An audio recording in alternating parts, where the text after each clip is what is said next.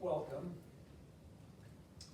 Today we are here to honor the memory and the life, celebrate the life, Joyce Elaine Davis.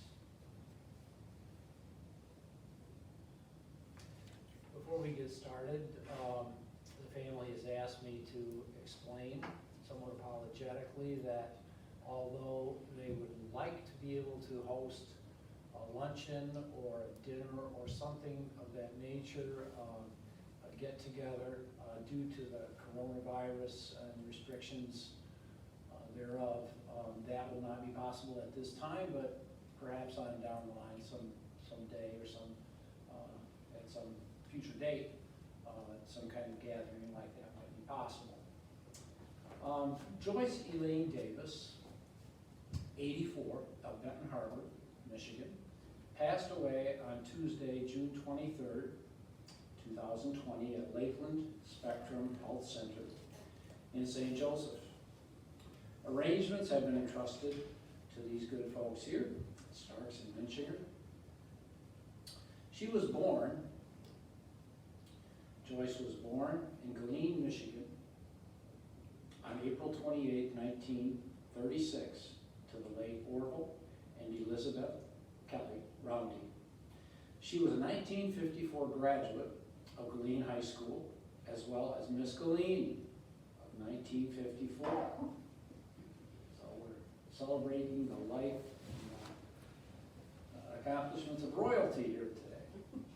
On June 19, 1955, in Gillene, she married Robert Lee Davis. Joyce was a secretary dispatcher for the city of St. Joseph and secretary for the volunteer director at Mercy Hospital. She enjoyed the outdoors, especially flowers, gardening, and mowing her yard. She was a wonderful cook and baker. Her family loved her chocolate pies. We'll hear more about that in just a minute. She loved her bingo, sewing, crocheting, watching golf, in particular Tiger Woods. These were some of her most important and favorite things to do. And her family is going to greatly miss her, as will others, I'm sure.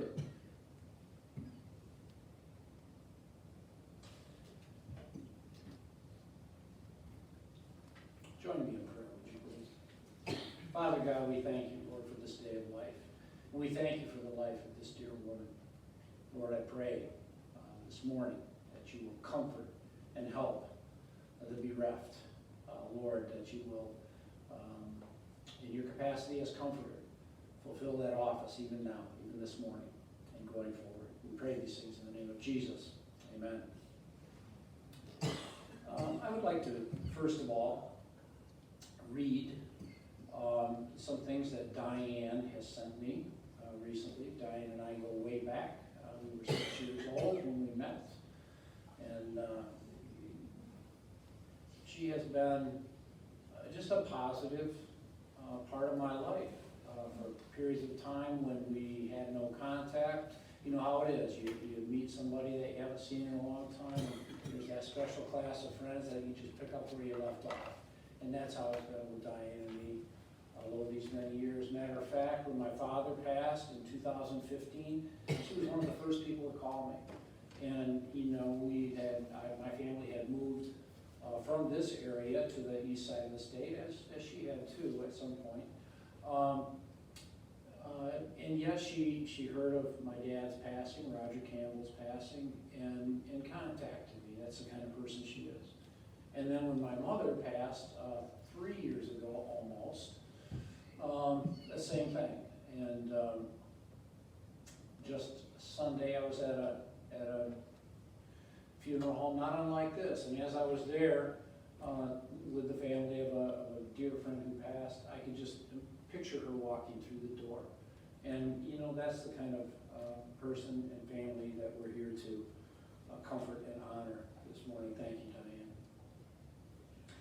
Diane. Diane wrote, my mom, Joyce Elaine Roundy Davis, was born in Gillene, Michigan on April 28, 1936. My grandparents were Orville and Ann Kellogg Roundy. If we are heirs to the Kellogg fortune, no one has let us know yet. My mom was the oldest of 4 girls.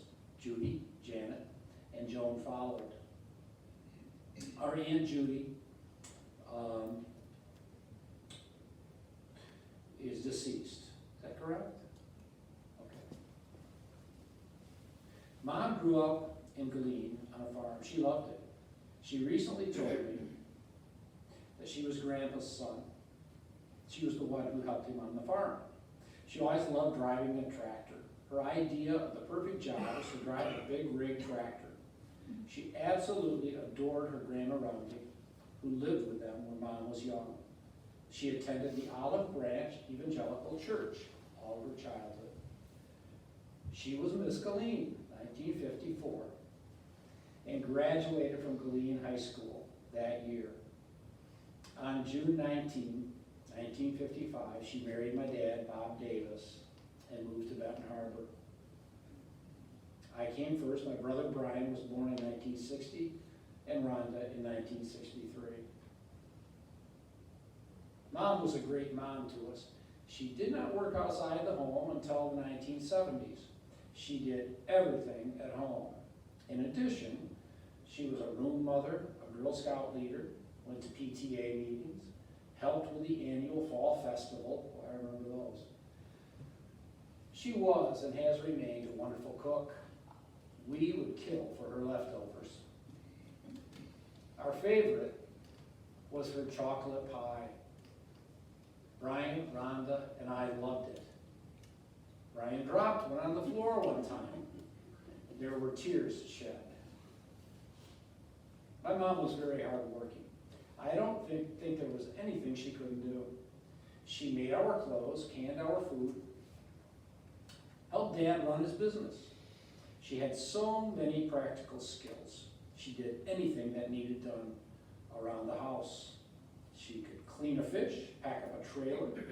I'll never be able to do that, says Diane. She helped build the house they lived in for 51 years. I've always admired that. Mom could do whatever was needed to be done. When we were kids, my parents square danced together. Mom took flying lessons. She learned to paint. She volunteered at Mercy Hospital. Her first job in the 1970s was secretary to the volunteer director, Leah McCrone, at Mercy Hospital. She worked for the city of St. Joe as secretary to the building inspector and then as dispatcher for Public Works. She retired in the late 1990s. For a short time in the 80s, my parents moved to the UP and ran a party store. Mom had never done anything like that before. She excelled at it and she loved it there. Some of her other interests included sewing, playing bingo, just about every Friday night with her sister Janet, going to the casino, gardening, mowing the yard, that is. She loved her yard and she loved to mow. Maybe it was that tractor thing. She has always been a good grandmother to David, Carla, Amy, Blake, Devin, and Sean. She has been a good mother-in-law to Don, Judy, and Glenn, and they have been good to her. Her health began to decline in the early 2000s. She had heart surgery in 2011 and again in 2014. Things were never the same after that. She went into end-stage renal failure and had continuing problems with her heart. She'd been on dialysis for about 6 years. She had problems with her knees, her arms, her shoulders, hips, and back, and she couldn't drive anymore, something that she did not appreciate at all. Walking became difficult. Her last 6 months were spent living at Pine Ridge, a rehab and nursing facility. Her last 3 months were spent in quarantine there because of the coronavirus. Though she got to leave for dialysis and doctor's appointments, it was still hard on her, as it has been for everyone in these kinds of facilities and under the circumstances that we've been living with for the last few months. My mom was a very devoted wife. My parents were married 65 years. She was in the hospital on their 65th anniversary. The nursing staff twisted the rules a little bit and let Dad visit. It was their last visit together. She died 4 days later. She is dearly loved. She was always there for us. We drove her crazy at times and vice versa. But we have always stayed devoted to each other. We will miss her terribly. There is now a hole that cannot be filled. Diane told me this was actually a joy to write, to reflect, and to recall the ups and downs of a life well lived. She said she missed a few things, and she's sure that some of these things will come to mind, as I'm sure Rhonda and Brian can attest to as well. One of her favorite pastimes, one of Joyce's favorite pastimes, was watching golf, especially if Tiger Woods was playing. She loved him. In 2009, we took her to the Buick Open in Grand Blanc. She got to watch him win in person. It was a great experience to share with her.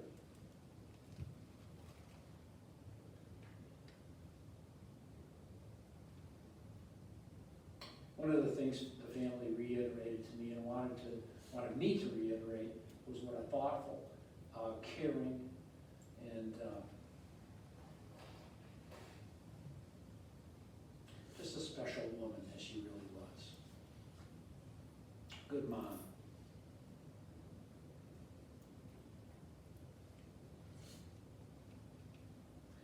That she got to watch Tiger Woods in person was just a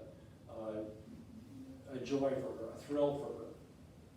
And it was great for Diane and Glenn to share that moment too.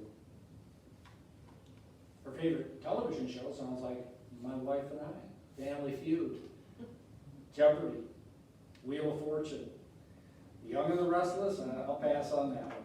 The Bold and the Beautiful, I had never even heard of.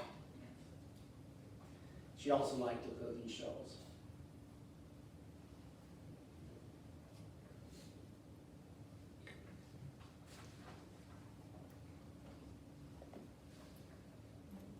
She was a mother of a bygone era. So much of what Diane has written, those of our generation remember. The June Cleaver kind of mom, that did everything around the house, and then as society changed and other things kind of evolved, was able to step into the workplace as just moving from one room to the other and excel there as well.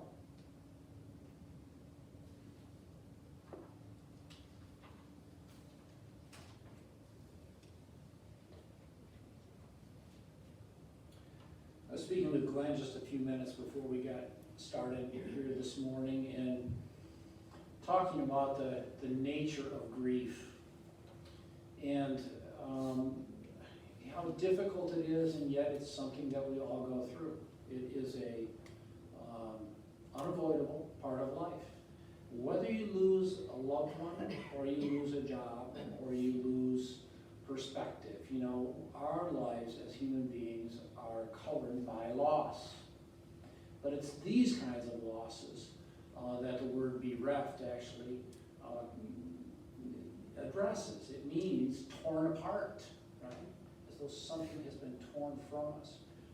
And what I would like to do in my professional life, I'm a professional counselor. That's what I do. I do a lot of grief counseling, and I would just briefly like to just pass on, just plant the seed that as you go forward, you remember that grief is what we feel. We are all going to feel grief. Mourning is what we do with that grief, okay? And so as we go through that early grief, and then it revisits us, and grief bursts, you know how that is. You may be going along, back at work, back doing what you normally do. It's vacation time, modified though it be, under the circumstances of COVID. And then suddenly, just as this cloudburst came, that I didn't expect anyway, I looked at the weather forecast and I didn't see it happen. This happens with grief too, right? Grief bursts. Suddenly, you maybe saw a little something on the horizon, you felt a little twinge of sadness, and then all of a sudden, it hits you hard. These are normal things. Don't think you're crazy. When we have feelings, we say feelings aren't right or wrong, feelings just are, right? And we can grasp that, and yet in a time of acute grief, early grief particularly, although for dear ones it happens maybe a year, maybe a decade later, out of the blue comes this grief burst. And the feelings that we have may not come by themselves. It's what we call polyphasic thinking and feeling. Suddenly you've got 6 different ideas going on through your mind. How did that happen? I have 4 or 5 different feelings. I feel happy, sad, mad, glad all at once. Am I nuts? No, this is the process. And so we take that grief and we mourn. Jesus said in the Sermon on the Mount, in the Beatitudes, blessed are they that mourn, for they shall be comforted. And I'm not going to make too much of that. I'm not going to get into a theological or doctrinal argument with anybody and cross-reference that with clinical stuff. But I will say this, he was right on this account. You will not be comforted until you mourn, until you move toward your grief and heal. Not away from it, move toward it and make some purpose of it. This has been a challenge for all of us, right? During this period of time when it's difficult. As I look here and I see a room relatively full, 6 weeks and 2 months ago, that would not have been allowed, okay? So it has really put some hurdles in the way for those of us who are going through loss, not to be able to see face to face our loved ones that are going to walk through this valley with us.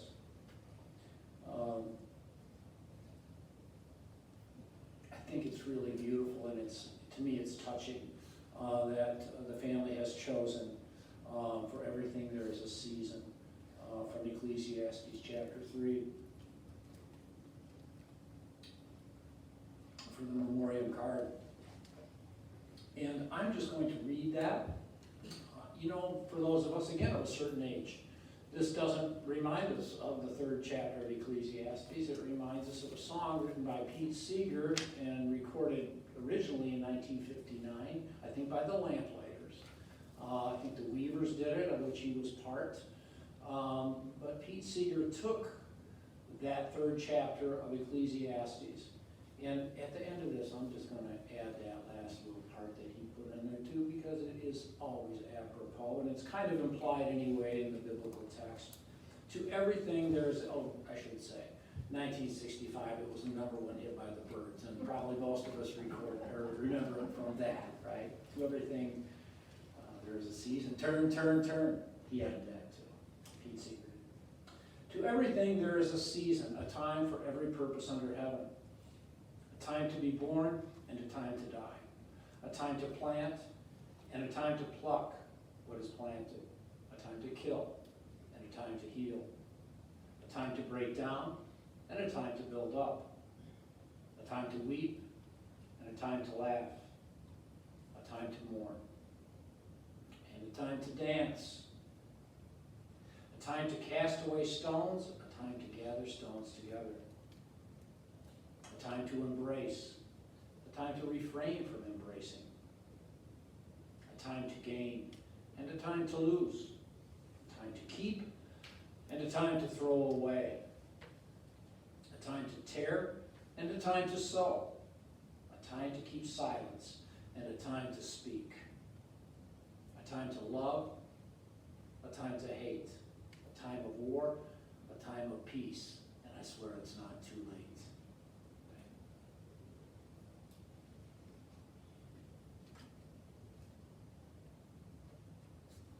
The authorship of that, the original authorship of that passage is almost always ascribed to King Solomon.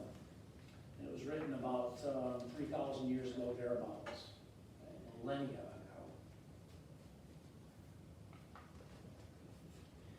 And when that book of Ecclesiastes is read or studied, it is also always, or it's often at least, often considered to be something that is like philosophical, but sometimes existential, sometimes even fatalistic, sometimes even cynical. But you have to read it all the way to the end, right? because there's plain to see if you do, and it's not that long. It's good stuff. Sometimes, Solomon was called, who, again, is accredited with writing this. He's called the wisest man ever.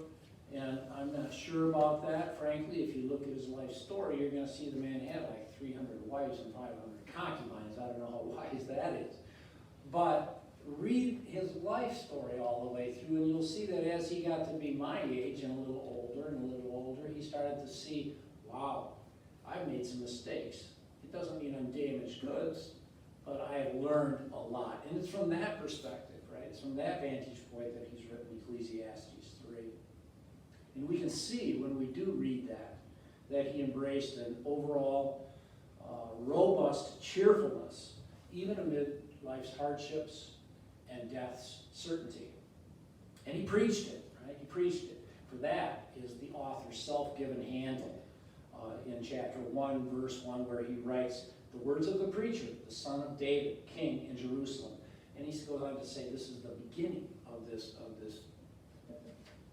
There is a season. Before it gets to this, before it even gets to that kind of, maybe there is some balance here. He's saying vanity of vanities, all is vanity, everything's useless, right?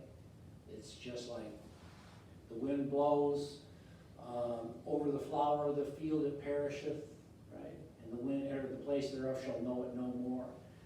And then he starts to try to put things in perspective. One of the reasons that I was touched when Diane told me that this was going to be the passage that was printed here on the memorial card is because in January of 1970, which was when I moved from the Benton Harbor area to the other side of the state, it coincided with the loss of my grandmother, who was so very dear to me, my mom's mom. And she was just such a special woman to me. And she, I believe, died on the 25th or 26th of January 1970, and this is the exact passage that my uncle Martin, chose to be read at her funeral, and indeed they played the song by the Byrds right before the ceremony. And so, again, this resonates with me because of what was such a tough time for me, not just losing my grandmother, but losing so many other things as I moved to the other side of the state, and Diane knows what a tough time that was in my life. How interesting it is that those things work together, and here I stand here with you, and you've chosen the same passage to mark and to celebrate your mom's life. It's good stuff.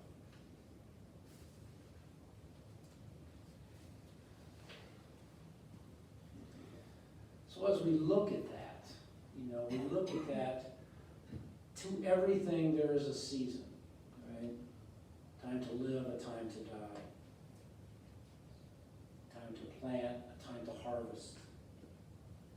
Time to keep silent, time to speak, right? A time to gather, a time when we can't gather, but we know that we can later on, right?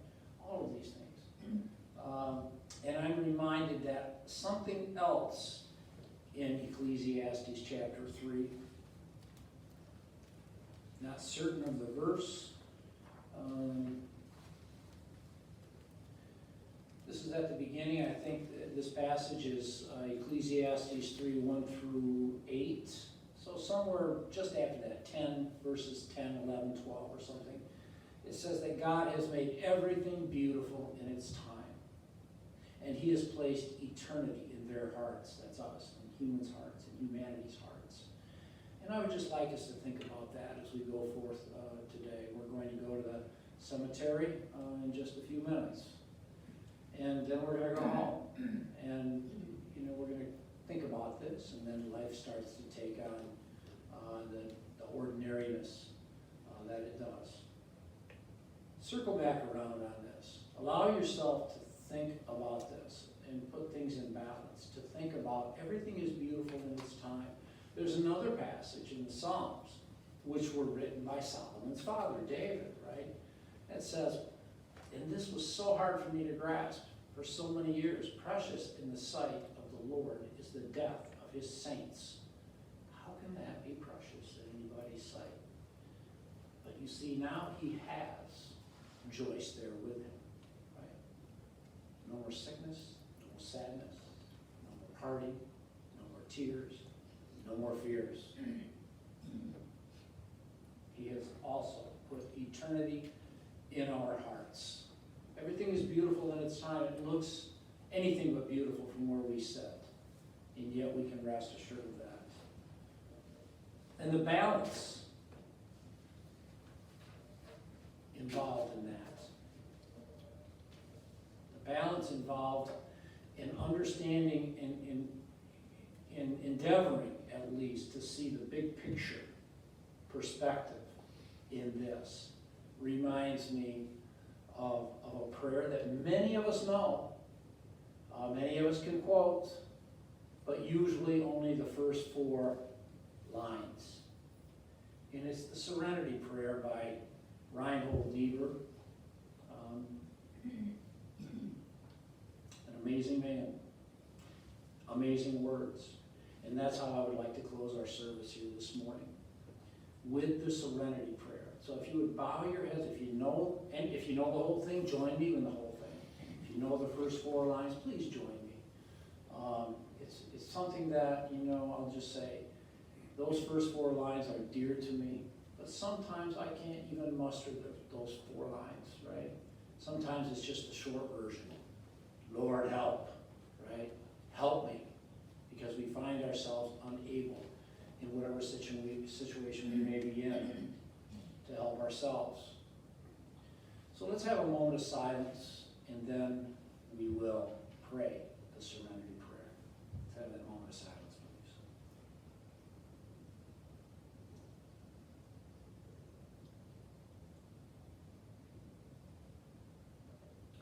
Serenity Prayer.